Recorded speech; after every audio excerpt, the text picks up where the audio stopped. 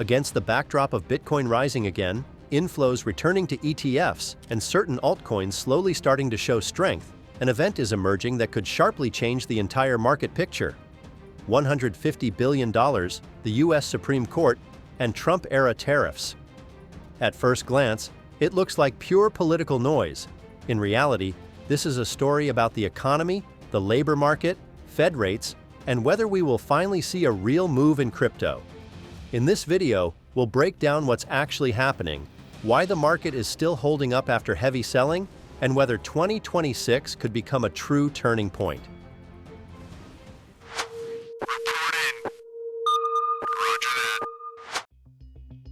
Before we begin, this is not financial advice.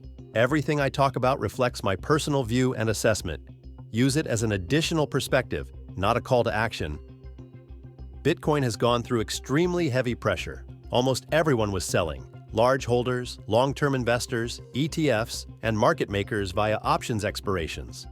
In terms of realized losses, this was comparable to the most painful moments of previous cycles. And yet, the market did not break. BTC did not return to old lows and instead held above $95,000. This is an important signal. Supply was absorbed. Altcoins, meanwhile, look much weaker, and that's normal at this stage.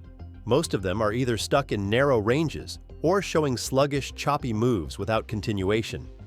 A very telling detail is the behavior of long-term altcoin holders. On-chain data shows that many are using any local bounce as an opportunity to partially or fully exit positions. This speaks not to strength, but to caution and distrust. People still remember how quickly the market can reverse. At the same time, it's important to note that we don't see panic. There are no cascading liquidations, no spike in volatility, no classic risk-off behavior. The market looks more exhausted than broken. It's a phase where most participants have already sold, but are not yet ready to buy aggressively. Bitcoin ETFs, after a wave of outflows, have started to stabilize. And now, as Bitcoin moves higher again, inflows into ETFs are returning as well. This is the current stage of the market. It's extremely important for this phase to hold and for price to move higher from here. If that happens, only then can we say that we are officially witnessing a real trend reversal. And now, against this backdrop, a story appears that at first looks like another political drama. But in reality, it's pure liquidity math. We're talking about Trump-era tariffs and a potential U.S. Supreme Court decision that could force the system to return roughly $130 billion to businesses. The setup is as follows. Some importers and companies are legally challenging these tariffs, arguing that they may have been imposed unlawfully. If the court rules in their favor, a very simple question arises. If the money was collected improperly, it must be returned. And here the key word appears, the one that matters more than politics: refund, a return, up to $150 billion back into the private sector. Why is this so important that it's even discussed in the context of crypto? Because this is not a story of for Trump or against Trump. It's a story about what could happen to the economy, the labor market, and most importantly, Fed rates. And Fed rates, whether we like it or not, still determine risk appetite. Both Bitcoin and altcoins feel this. Now let's be more concrete. If the court truly opens the door to returning tariff money, it means a massive amount of capital enters the system without going through the classic financial pipes like QE, the Fed's balance sheet, or stimulus programs. This money goes directly to where it hurts the most, businesses that have been paying additional import costs for years. For many companies, this is literally cash that can be used immediately to patch cash flow gaps, increase inventories, stabilize margins, pay for logistics, or relieve pressure from debt. These are not numbers on a chart. These are real dollars that can change economic behavior in real time.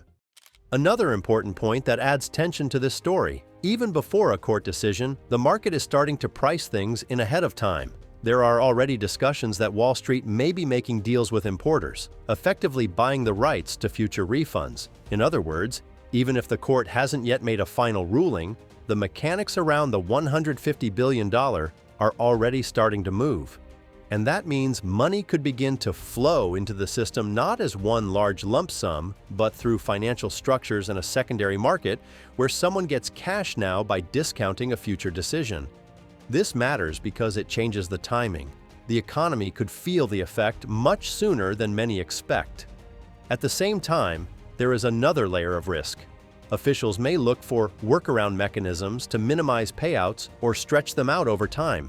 And that creates uncertainty, because for markets, the worst thing is not bad news. The worst thing is not knowing how exactly and when it will be implemented.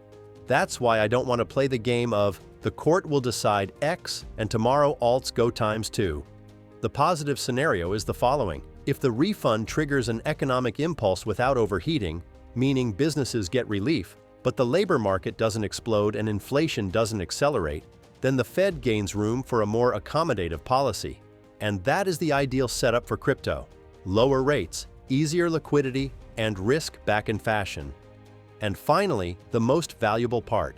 Not theory and not headlines, but what is actually worth watching right now. First, the business cycle. I look at the copper/gold ratio, and at ISM copper versus gold shows whether the economy is entering an expansion phase. ISM shouldn't just touch 50 once, it needs to start moving sustainably above it. Without that, there will be no real risk on. Second, liquidity. The key metric is global M 2 year over year. As long as annual growth continues, the market has fuel.